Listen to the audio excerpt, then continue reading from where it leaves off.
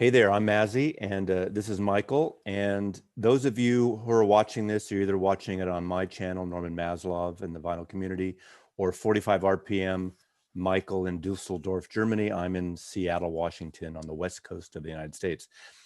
This is a video that we discussed, Michael and I have been talking about ad nauseum, and it's about selling out. Audiophile Labels selling out. Now, it's sort of a double entendre in a way when we discuss this about selling out. Are they selling out just putting out all the crap they want and doing the cash grab stuff? And we can talk a little bit about that. Or, I mean, a lot of these are actually great records and limited editions, and how things literally, like in the last year, 2 years, have changed, where things are selling out before people even know they're available in so many ways. So it's appropriate right now because we're recording this in May 1st of 2021, and we just celebrated actually a release of the Who's selling Right. out, which is a whole other thing, and it's not part of this conversation, not an audiophile, but I just got that package, and it's really interesting, I think, about selling out and how we perceive selling out as an artist, selling out as a label, and just literally physically selling out a product. And because we're in this time where pressing plants are at their full capacity, it's really hard to get in and to repress things. Something may come out in a tone poet. Tone poets are actually theoretically always in print, at least for the time being, but they sell out so fast, you have to wait 6, 8 months, a year, maybe plus, to get in line to repress. And do they repress those or repress new products that we all want? New records. So I think Michael's going to start on this. That's an overview. Do you have anything different to add to that before you? It's more of a conversation. Right, and not different to add. Maybe going a little deeper, because let me just start with the tone poets or the acoustic sound series, The Love Supreme, or the Chet Baker. Although I promised on my channel that I won't show that for a couple of months because I showed it so often. Everybody shows this record so much because it's probably the most popular and the best. Yeah. If you like his voice, not everyone likes his voice. Yeah, but so why those two editions are such a great example is you talked about the pressing capacities and nowadays and that's how it changed. It changed so much. The labels have to decide: do we keep our schedule or street dates of the announced, for example, tone poets, 2 per month from next month on, or do we skip them behind and repress, for example, the Chet Baker? They can't do both at the moment. Can you imagine? And that record has been now, a second pressing already has come out. So yeah, but it doesn't matter. It's gone. It's gone. Exactly. Gone. Exactly. It's already gone. And so that's what you say all the time about, if you want it, get it. Get it. And now, but that's somehow new. It doesn't matter if we are talking about a limited edition. It doesn't matter. Limited edition doesn't count because they are gone and they are fast. They are gone very fast. I think later on, at least on my part, we will talk about actual numbers. What have been pressed 4 years ago and how many do they press nowadays? And this is an unbelievable jump. And still, they are gone. They are gone sometimes under a minute. And I'm not kidding here, under a minute. And that's a big part of the conversation that I don't know if we want to really dive into that. And you're going to get comments here on both our channels of people saying it's a cash grab. These labels don't know what they're doing. It's really hard to anticipate. But in terms of the audiophile market, which we're kind of concentrating more, but it's not even just that. Things are selling out. And aside from, the jazz market, which we heavily have been talking about with these issues, but even some of the classical records and avant-garde and ambient records, and of course, rock and roll and everything else, People who weren't buying those records, those jazz records, are buying them. We watch YouTube. We have friends. They're buying jazz records who would never have bought a jazz records a year or two or three ago. And they hear this Tone Poet, they hear this, you know, SRX, Music Matters Jazz, whatever it is, and they just jump on it. Yeah. And they jump on it so quick.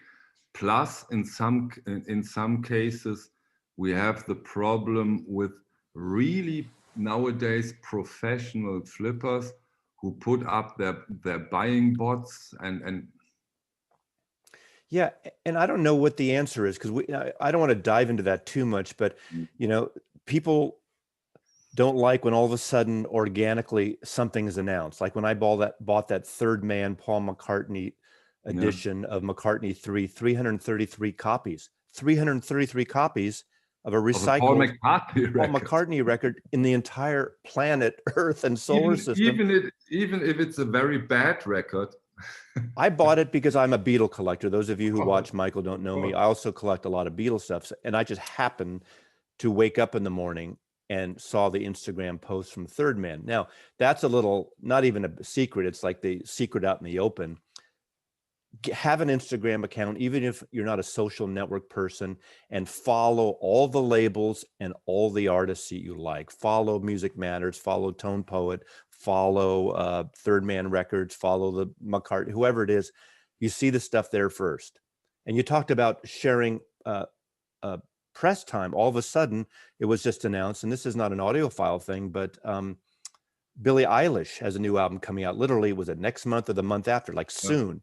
And I bet you that wasn't necessarily planned. And of course, whatever, is that Universal Music, I think, the UMG, the parent company, you know, they're going to push everything aside to press that Billie Eilish record, because she probably sells more records than anyone on planet Earth. And I happen to like her, actually. And I know a lot of people who don't understand it, like, you know, put it down because they haven't listened to her, maybe. No, it's a good one. But, you know, the presses only have so much press time, and they're at capacity. Yeah, and when I talk to people who are in that area, who makes a living from for example pressing records, I always say, hey, come on, build more presses. And they say, no, it's really not that easy. You can't say, come on, we double our press, come on, let's double it. It's not that easy. No, it's not. They have to, you know, they've refurbished all the old presses they can. Maybe every once in a while they'll find a new one. But it's also the talent of the press people. Exactly. And the printing people. That's why, you know, everyone, you know, raves about the Stoughton covers, the pressing plant. There are other pressing plants, but that not many take the time. Of course, a lot of labels don't want to spend the extra money it takes to do this type of tipped on or these kind of, you know, press jackets or something. And and now you have the second bottleneck. It's not only the pressing plant, it's also the companies who create the jackets. Even for good jackets, nowadays you have to wait 4 to 6 months. Right. To get the jackets for your records. And this has not so much to do with COVID as we may think. That's right. And a lot of the people who follow this, there's only so much time in a day for Kevin Gray or Ryan K. Smith or Bernie Grunman. I mean, everybody wants the 3 or 4 or 5 mastering engineers. You know, I mean, there's other great mastering engineers, but you know, you get that KG. It's like in the VC, they probably have Kevin Gray the second, the third, the fourth. Otherwise, it's not possible. It's he must always be Kevin like Gray, Ryan K. Smith. Kevin Gray must be like the Stephen King of mastering engineers. Stephen King writes a new book every week that comes out. If those of you who know about, you know, he's sitting there like this, typing all the time. When he's asleep, just typing and writing a book.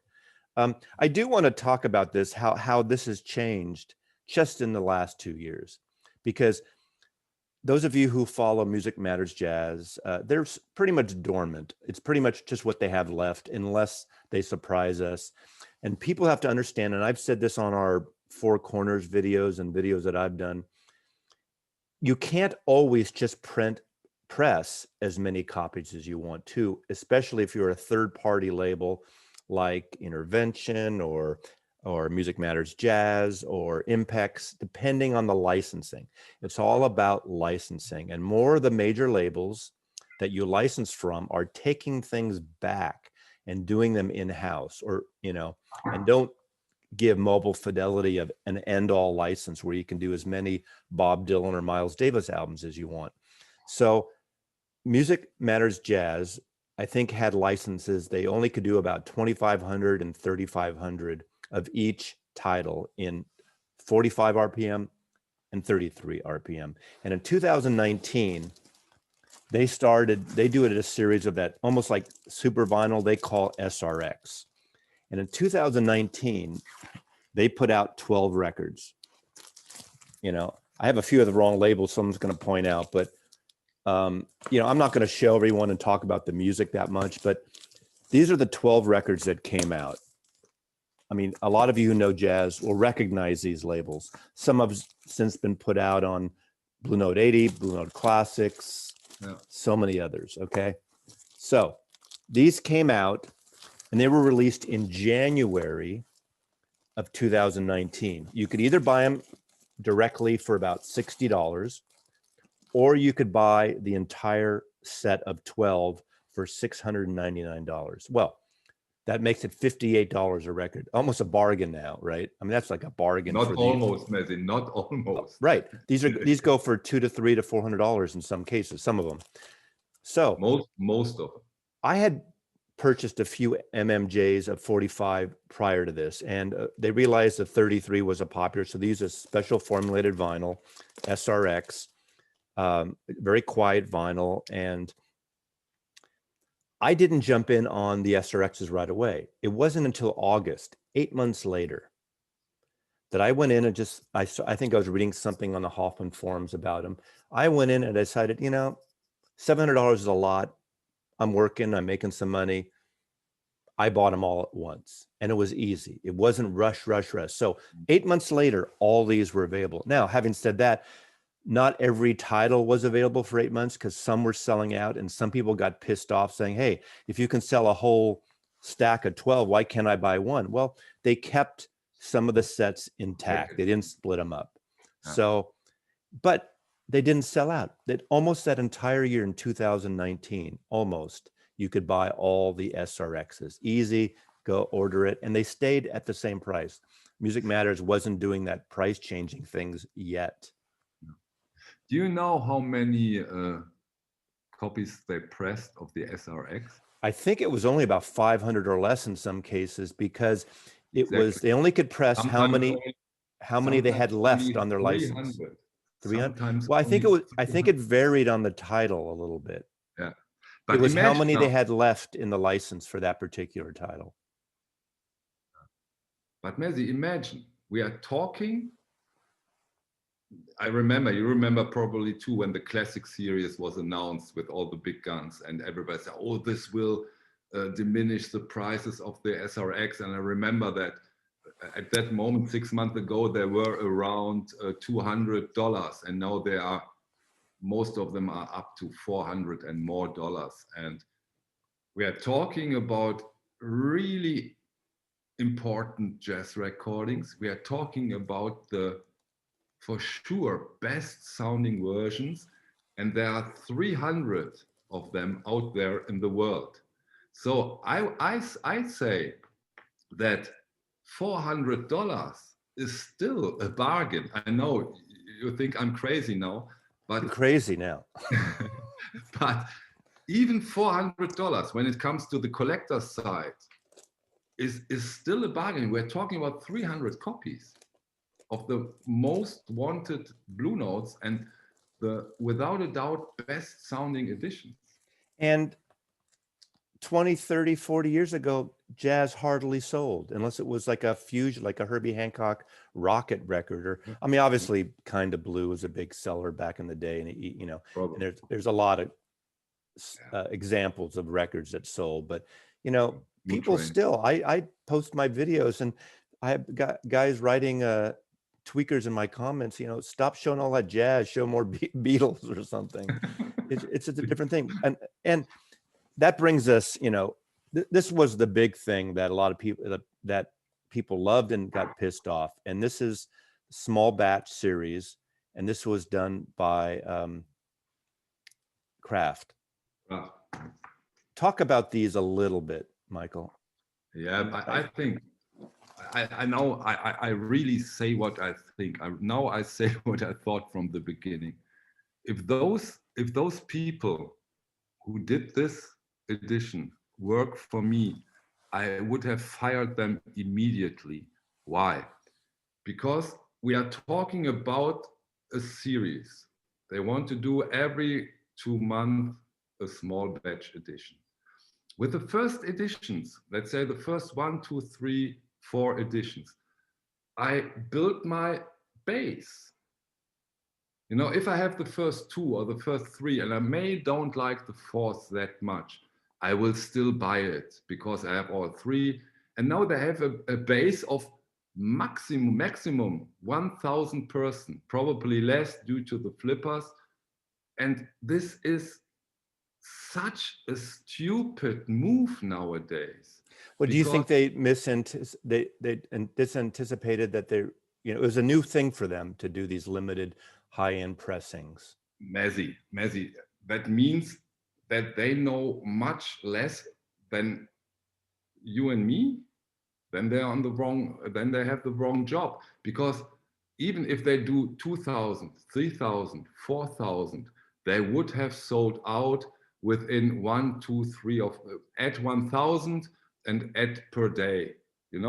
If they do 5,000, they would have sold out in 4 to 5 days. Now their excuse is that they started out thinking, okay, 1,000 was enough, and it was too late because they had press time for that, and they couldn't really up the presses for the first. And I'm not defending it. I mean, I get you. We talk about this.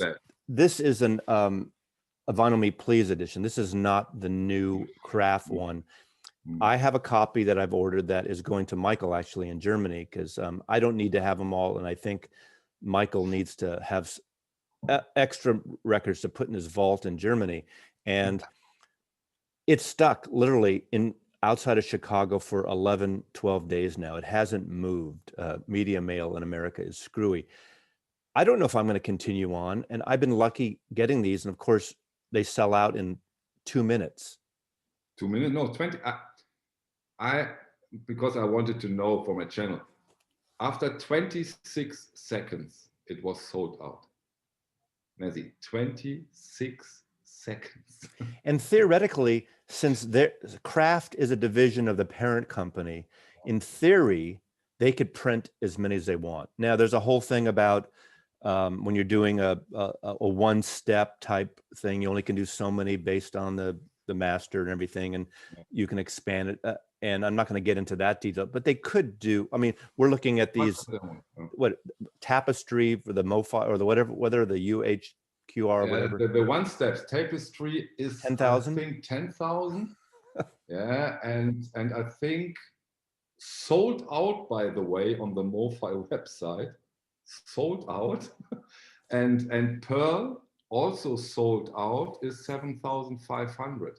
And we are talking about editions where they had their 45 RPMs for years,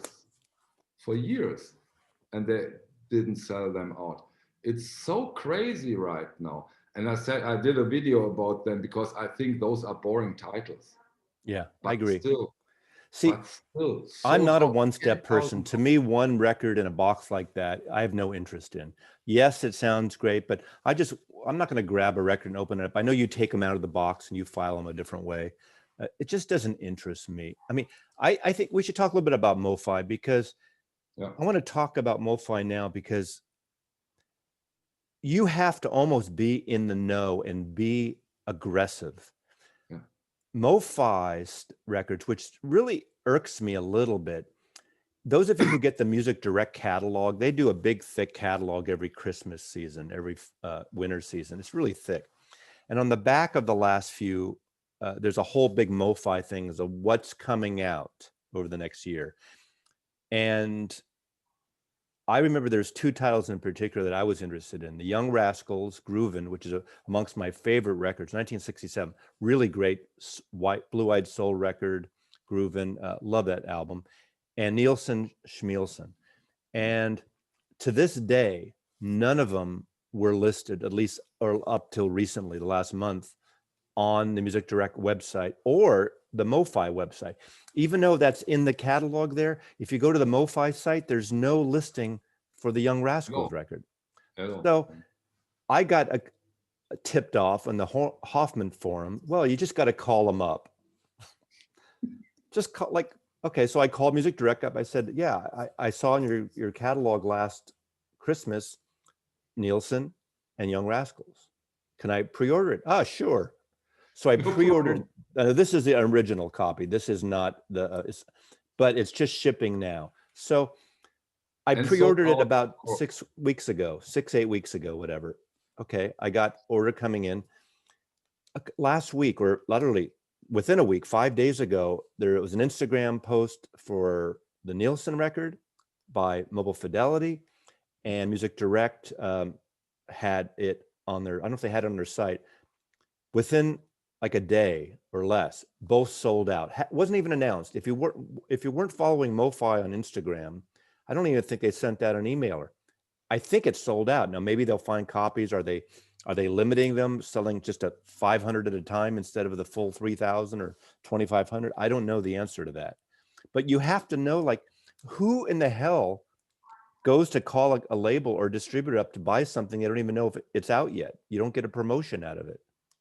You know, but that shows another part.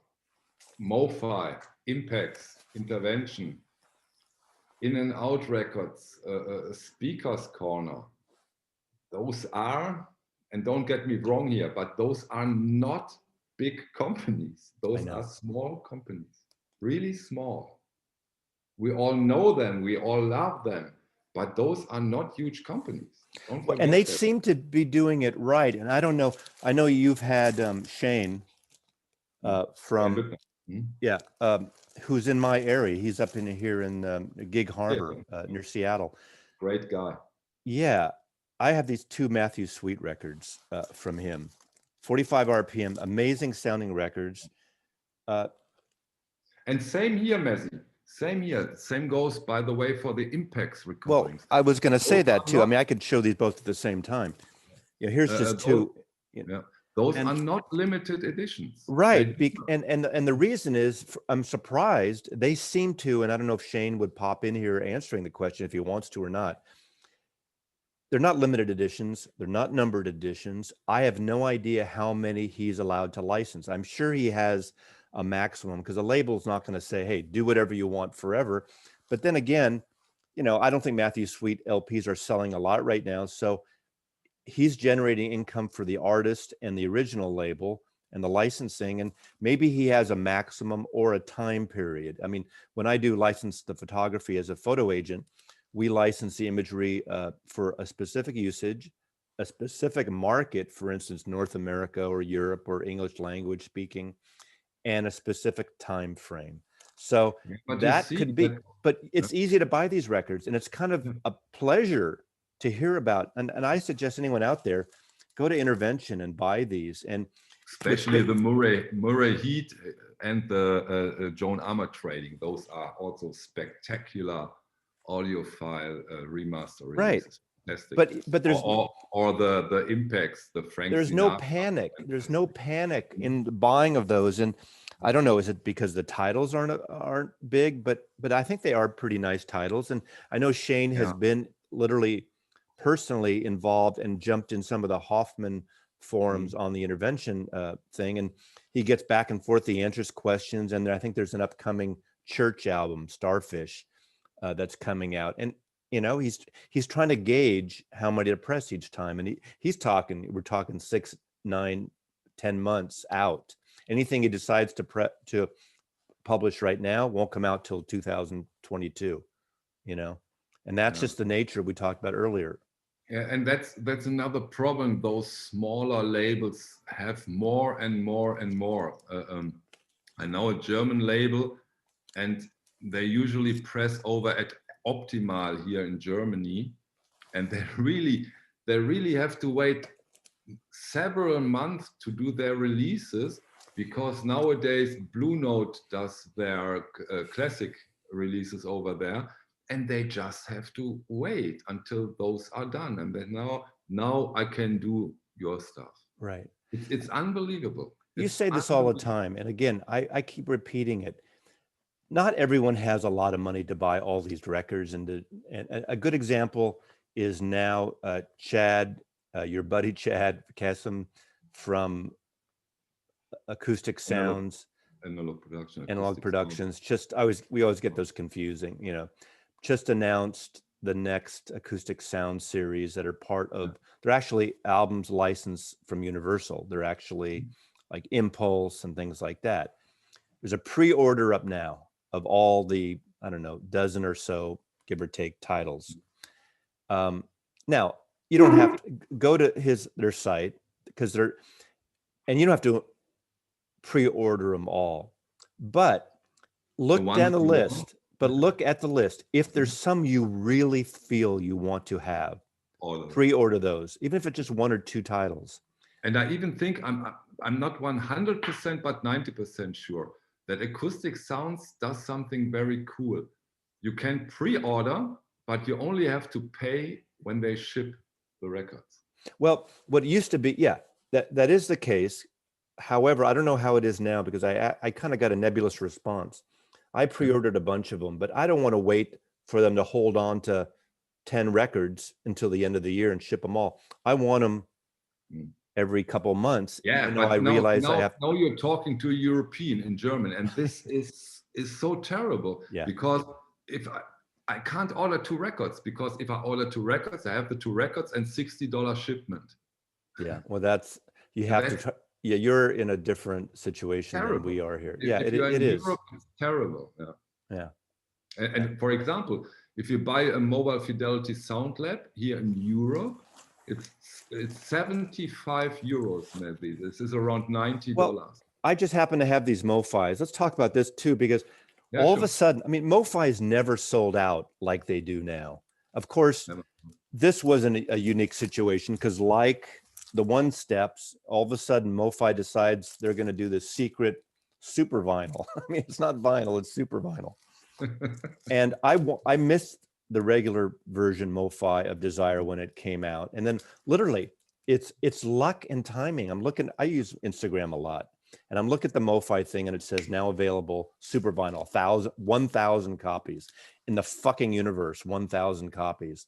I ordered it, and literally, within minutes it sold out, and it wasn't cheap. It was like $70 or something, maybe 79 or something. It's an incredible record. This, to me, the original of this never sounded great. And I have original Got Right when it came out, but I like this record. It sounds much better.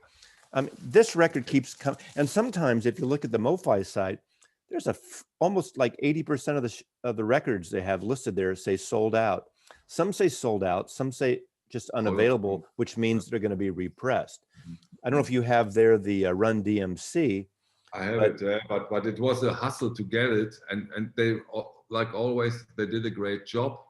I didn't get it. I couldn't find it, and I don't know if they can press anymore. It says it's sold out, so they're not going to press anymore. I think they say strictly limited to 3,000.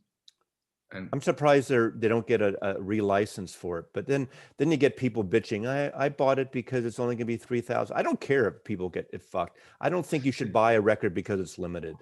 Yeah, exactly. But again, now we're talking about 3,000. Compare 3,000 copies of Run DMC and compare it to 10,000 copies for $125 of Tapestry. Yeah, I mean, I like Tapestry. It's a good record, but I wouldn't get that. And but come on. Yeah, I'm a little sick of some of the represses they're doing in that case. That's why it is refreshing, all these jazz records that have been coming out. And the irony is, I mean, as much as everyone likes the Tone Poet, the Tone Poet records have not been the A-list records really, except for a few titles. They're not, because Joe Harley, I guess, didn't want to compete with his former company MMJ for now, because I think a lot of people would love to see those Music Matters jazz records all as tone poets, but And you know that that's what Blue Note did very, very good. They bought the success of Blue Note with that person. And I think that Kraft should have done something similar. They should have get knowledge, human resources inside the company so that they do it right. And they haven't done that yet. because And that Kraft does, maybe I'm a fan of Kraft. And I don't think, I know they want to be all kind of hoity-toity and let's do a limited this thing, but personally, I mean, I think it got them press. I don't think it's necessary because I really like the Chet Baker box they put out, and now the individual Chet Baker records, those 4 records. Of course, the box had 1 extra exclusive because you buy a box, and I get that. I'm totally cool with that. absolutely. And it's sold out, and I think now they finally pressed the individuals. It took longer than anticipated, but they're beautiful covers. They're beautiful pressings. They're what, $30 or whatever, 25 to 35, like the Tone Poets. And a lot of the rock and roll records are really great. I mean, that record I showed earlier, my only disappointment with, I have a pile of records here, and of course, this is the Vinyl Me Please. 750 copies. I'm number 300 now. Nothing. That's nothing. It's nothing, but this was a $25 record or something. Mhm. Beautiful pressing. It sounds awesome. So before I ship you your $100 version of this record, I'm going to listen to them both, and Yeah. I'll be careful. I won't put fingerprints on them. I But my trust only you. problem But with don't this, write your name on the jacket. I'm please. going to. It's going to say Maslov. It's going to be Maslov number 0001, Dankeschön.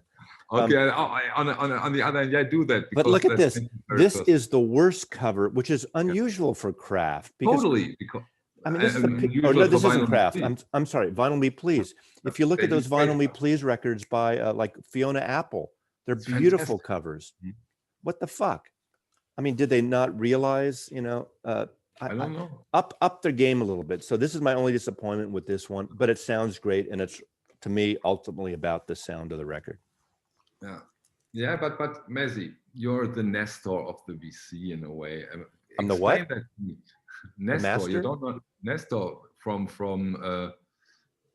okay, maybe it's a European thing. The Godfather. I'm not the Godfather, that's for sure. Explain me something. How is that possible? We're talking. Look, this 2 releases. This is Analog Production Prestige mono series. Same on the stereo series. We're talking about 2014, 15, 16, I think, and we are talking about, I'm not 100% sure, but quite sure, 1,000 copies per edition. It took them years to sell them, years. We're talking about, I think, when they came out, $30 or $33. 3 years later or 4 years later, same label in a way, Love Supreme. Far, I'm 100% sure, far over 10,000 copies on the first run. 5 weeks, all gone. What happened? Well, there is a big, I mean, you and I feel it being here in the vinyl community and on YouTube, and just look at the comments, and I don't know how many comments I get for all of a sudden people are thirsting for music, and a lot of people are home, especially this last year. People had not everyone, a lot of people are hurting, and I understand people don't have a lot of money, but a lot of people have a lot of money. And they're not traveling, they're not going out to dinner, they're not doing all the things they were spending that money on. So they might be upgrading their stereo. I mean, the record sales were bigger last year than any year in the last few years, huge. And the labels couldn't keep up. And of course, and then they shut down for 2 to 3 months in some cases. It's been really different. But every time I do a showcase, whether it's an artist, a label, or I just did I do some CD stuff. Obviously, I don't mind CDs, and I just did a a little 10 CDs that are from the CD area, just random CDs with some needle drops, or I should say some laser drops. And I played those, and there's 2 or 3 artists that a lot of people didn't know about, and they said, oh, I'm going to go check that out. And I mean, people are buying stuff because we introduce them. If they trust you, if they trust me, if they don't like us, they're not going to listen to us. But after a while, those of people who do watch us kind of get an idea of our taste and where we're coming from, and they can cut between what's bullshit, and we're not like shilling and selling these records for Chad or for Blue Note or for Universal or even some indie level. We love this music and we like these records. But Messi, maybe that's the beautiful side of it in a way. But maybe there is a darker side. You know, cash grab. You buy a record for, let's say, $50, put it on Discogs, look 6 weeks later, and it's over $100. Yeah, that feels good in a way too. And then there's the next chance. Don't underestimate this factor. I think that you buy something and you have something that other people want to have and can't get it anymore, or they have to put up much more money than you did. This is also a factor, I think. Of course it is. And yes, but it's funny because, sometimes there'll be this scenario, which is very common. They'll put out a record, a numbered edition of 1,000 copies or 1,500 copies. A good example, Record Store Day. I know you don't really jump in on that. Okay, fair enough. At least they announced that it's either Record Store Day a first edition, or a Record Store Day exclusive. In theory. And that means if you run around and have to have it now, you get that numbered edition. But then 6 months later, a year later, you get another edition that's maybe a different color, maybe not colored at all, no numbers, and you can get it easily. A Bangles record I got, the reunion record they did in the 2000s. I love that record. It's a fun pop, power pop type of record. And it finally came. I missed it on Record Store Day, and it was going for $80, $100, whatever it was. And of course, now you can get it, for $25, $30, whatever it is. And a lot of things happen like that. But I've noticed some of the Record Store Day stuff that was limited, all of a sudden, a year and a half, 2 years later, you can buy it. It's not numbered. It's just a different edition. And if you're patient, ultimately, to me, it's about the music. I don't buy these things for the collector value. And I've only sort of flipped that one McCartney record I told you about because it was just that was too tempting to not flip it. $2,600 for a $60 record. I just thought, I have six other colors of that record. Do I need it? And I didn't buy it for that. And I would never have done that in a million years. I thought, Jesus Christ, look at all these jazz records I can buy instead. Yeah, exactly. So that is hard. I mean, I think one thing that you show a lot, and you should talk about numbers too more. But I want to mention one other label who I really like. I think is doing a spectacular job. And you can talk about some of the European labels, but Sam Records. First of all, Sam Records, the one guy, Tipped on Jackets, one guy out of France. These records sell for about $35, give or take. Exactly. Yeah. Now, unfortunately, there's only a few places. Acoustic Sounds or Music Direct has them sometimes. The In Groove guy down in Phoenix gets them when he can. I order them usually directly from France. Now, if I'm ordered 5 or 6 records, it gets expensive. It gets expensive when you're maybe $40 to $45 a record because I'm for the shipping, but I get them in a week. I'm getting these faster than I'm getting record from Chicago that's been sitting in a circle for 3 weeks. And I think we should support him because what he does is outstanding. But let me tell people about this. What's great about these, they're tipped on jackets, they're beautifully pressed, analog record, beautiful covers from negatives, but it's unusual music. I always talk about how I worked in the record business, record stores in the 70s. I never saw any of these records, and most of these records came out in the late 50s, only in France and only in Europe. And I had never even saw them as European, as imports. I just never saw them. I didn't know they existed. And what most of these recordings are, they're not the same old records we all know. Some of the same artists, Bobby Jaspar, great flautist. Well, This is amazing. John yeah, Lewis and Sako yeah. Distel. You have shown the Chet Bakers. They are also all Yeah, fantastic. these are when the expatriates, these Americans, were hanging out in Paris because, frankly, America didn't give a shit about these artists, and with racism and all the crap going on with the African American jazz artists, especially, they got the French, especially, were more into this music. This is a '70s, more of a little different Billy Yeah. Harper live recording, but these records are very reasonable, great music, beautiful sounding. And I highly suggest these. And they're not limited as far as I know. Yeah. They go out of print, but if you Yeah, wait he 6 does. months, He does it. He does something no other label, to my knowledge, does it in that perfect manner. He puts out usually 1,000 as the first pressing, and then after some time, they are all pressed over at Palace, by the way. And after some time, he makes a second pressing. But you find that on the cover, it's a second pressing. So your first pressing, in a way, keeps its value because it's the first pressing. But come on, the second pressing isn't that bad after 1,000 copies. So, but that's perfect what he does. It's great. He does everything right from A to Z. yeah, beautiful cover, beautiful music. These are the instrumental ones. These aren't the vocal Chet Baker period. But it's amazing stuff. I can't, these are the most pleasing. I'm not pissed off because I have to scramble for them. You know, I missed 2 of these, There's a and new then edition out. Have you seen it? a new Chet Baker. No. Over at Sam Records last week, there is Jazz sur Scène. It's a new one. I And one of the very first pressings from Sam is now available again. Well, I can't remember now what I ordered. I actually have 2 that are on the way from Mhm.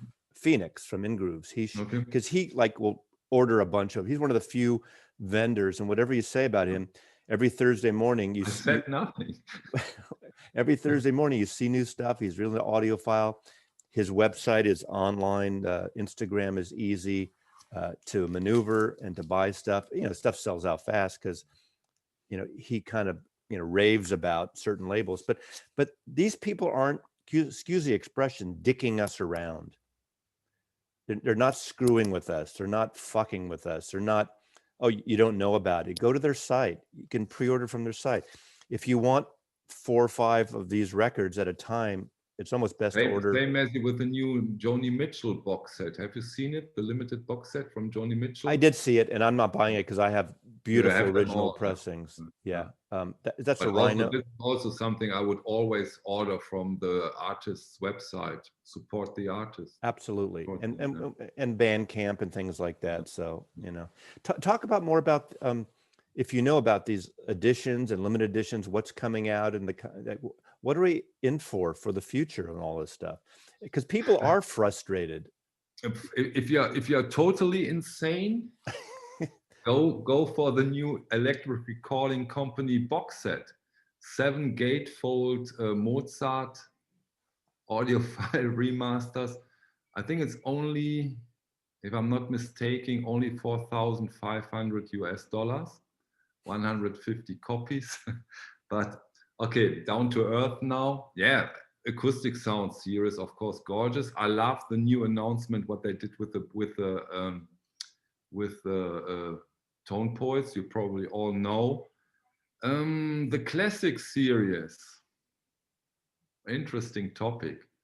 And I expected more from the classic series. I haven't bought those because I have those on Music Matters. So I don't need other copies. Yeah, no, I think there was 1 or 2 I bought. I forgot which one. You don't need them. In general, we will see only very few 45 RPM editions, I'm afraid.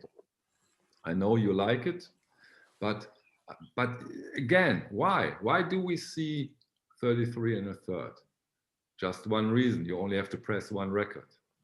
Pressing capacities. So that's the reason why we see a lot of 33 and a third. And then, of course, oh, go ahead. I'm sorry. No problem. Well, the tone poets, and now these acoustic sounds. They're all these gatefolds. That's kind of it's the thing now. They're mimicking Music Matters Jazz. I personally, as much as I love them, I don't think we need them. And in a way, now I could be suspicious, especially in the Tone Poet series. It's a way to license and give Michael Kaskuna, who owns the rights to all that photo library of the great Francis Wolff photographs that are included, outtakes and session. Now, I love them. It's great to have them, but they could save time and money. They could save a few dollars not having them gatefolds. Just recreate the original record, screw the gatefolds, like these, like the Chet Baker Kraft records.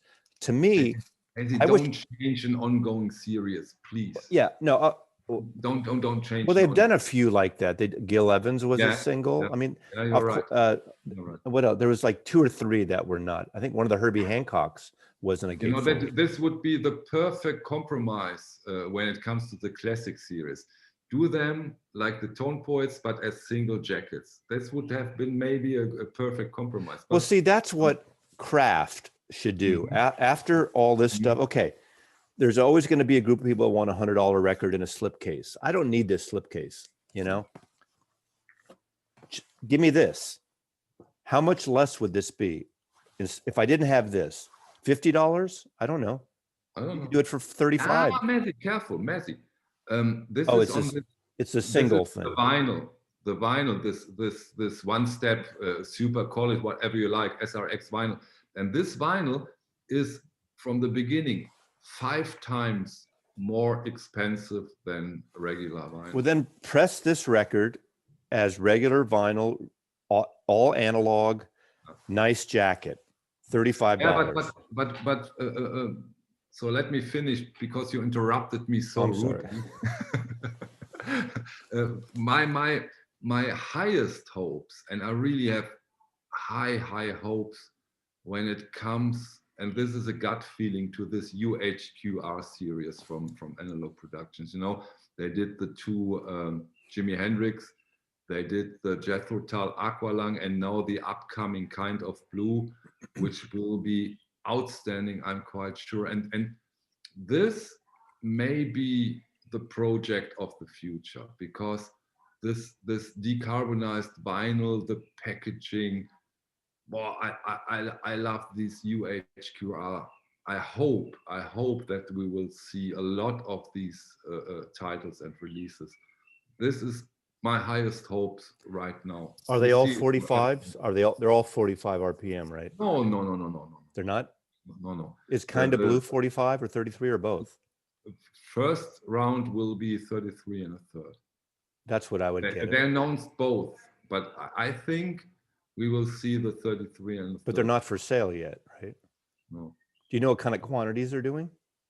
No, but if they don't do more than 15,000, I hope they are doing more than 15 or 20,000, because otherwise it will be a shit riots over in the United States. Will you get one? That one I would probably get. I don't need a Tapestry. I don't need an Aqualung, as much as I like it. The Jimi Hendrix ones, I like it, but I don't, I didn't need, that was the second album, right? They did, Axis, Bold as Love. I don't need those usually. I think I would. From the Hendrix, they did in mono and in stereo. Yeah, I have the Mo-Fi Kind of Blue, which some people love and some people don't like it. I've read, what the main difference is between those two? Isn't it a better tape? Exactly. These are 3-channel whatever Bernie Grundman remasters from 1994, and this is quite something very, very special. And my gut, my stomach tells me this will blow the Mo-Fi out of the water, but we'll see. See. Well, my the Mo-Fi is 45 anyway, so I would keep that and get the 33. I mean, I don't even have an original. I have a 70s pressing, which is fine, but I'm sure this will blow it away. Yeah. So that's my highest hope for the future. Okay. The UHQRs. And you, what do you think what we will see and what do you hope for? I don't have any big wishes for audiophile. I was trying to think about this. There's certain records that I enjoy. I have a lot of music. Those of you who watch my channel know and I'm into a lot of different genres. Um, a lot of people, it ain't going to happen, but a lot of people want audiophile stereo Beatle records. I have originals and but I would love to see what they would do now with those tapes, but ain't going to get out unless, Yeah, and but I'm Messi, not a come on. fan of what Abbey Road does. Nowadays, when we did our first collaboration videos almost a year ago, I would never have thought that I would say, I think we will see even an Led Zeppelin remaster on audiophile. I think it's possible Those nowadays. seem more likely to me than the Beatles. I don't want Abbey Yeah. Road. I'm not a fan of the Abbey Road half-speed crap. No, not And at I don't all. want, and Abbey Road is like the family. It's like keep the Beatles shit in the family. I want someone out of the family to do those. And I don't, Let the electric recording company do the remaster oh, that would be with the direct. 5,000. That would be $5,000. No. Just the remaster. And then they do 300 on there for their customers and the rest. That would be You perfect. better order me one. Yeah, I will. Because I mean, people know who watch my channel. I do have the MoFi Beetle box that came out in the 80s, and it's terrible. Wrong tapes, overbloated. It's not very But good. what is it with this blue box set? I did that video with the Beatles, Led Zeppelin, blah blah blah, and a lot of comments wrote that they have this blue remaster box set from the Beatles, and this is great. Well, okay, there's no remastered blue box. What there is in the 1980s, late 70s, early 80s, first there was an edition of the blue box that was numbered. I think there were 1,000 copies. And because remember, in America during that time, before the CD era, the Beatle records had different configurations than the UK ones until Sgt. Pepper. You could buy imports. You could go to like Tower Records with import section. You could buy the import records. Late 79, I think, in early 80 up to 82 and maybe 80 beyond a little bit. They put out this blue box, and it was all the UK stereo records, and they're all analog. They weren't remastered. They're just, they were in print in the UK. So some people, I think there's a misnomer. Some people think these records weren't pressed specifically to put in this blue box. So basically whatever records they were pressing at the time, which were good, were in the blue box. So theoretically you go through the blue box and it could be different matrix. One could be pressed in 79, maybe one's in 70, whatever was left on the shelf. I'm simplifying, that was it. But then it became popular and they did versions into 81, 82, unnumbered, and have those. And they're basically just really good UK pressings. Now, if you really compare them maybe to this, to that, I have several of these boxes, and they also did a very limited mono set. They reissued the monos in the 80s, and I think it was in a red box or a black box. There's two different ones. I don't have the box, but I have all the individual mono records of those. And I think mine might even be, they never sealed records in the UK, but they're loose shrink wrap, the loose type of thing. Do you have the Beatles? Damn it, Messi. Well, you brought that up, so I want people to know. I suggest, I mean, you can get those now in the States for like $300 to $400 or something. Okay. And, obviously if they remastered them now, they would probably change the EQ or change them a little bit, because like when we listen to jazz albums or Led Zeppelin albums on the classic series, you hear more. You hear we can bring out the bass and everything. You don't want to over bass it or make them bloated. Like I like the new John Lennon Plastic Ono Band remaster. It's not an audiophile record. I heard some people think it's too bass bloated. I don't see that, but I think the Blu-ray of that sounds really good, and the outtakes. But we're talking about that here. Anything else? I think that's about it. So, I'm through. I'm through with you. All right. We're going to put links below to both our channels. Depending on where you watch, you should subscribe to the other person's channel. Come on, we do Mazzy- it. Let's Mazzy- do it for the cover. Come on, we do it. Let's take the JPEG cover. The record we promised we would never show again. Oh, I'm not going to do that one. Oh, come on. Oh, you want me to do that one? Okay. Yeah, please. Let's do both the JPEG. I don't know where it is. I think I just sold it. I think I just sold it for $1,000 or something. At least I bought it. There it is. Take it out of the plastic. Oh, you can't take yours out of that plastic. Okay. Okay. Perfect. Okay. Okay. All right. Thank you for watching. Thank you for watching. We'll see you next Thank you for your time. time. See you. Okay. Before we close out here, go subscribe to Michael in Germany. No, don't do that. No. And subscribe to me too. Subscribe to both of us because this is your best entertainment value. Mazzy and Michael love you.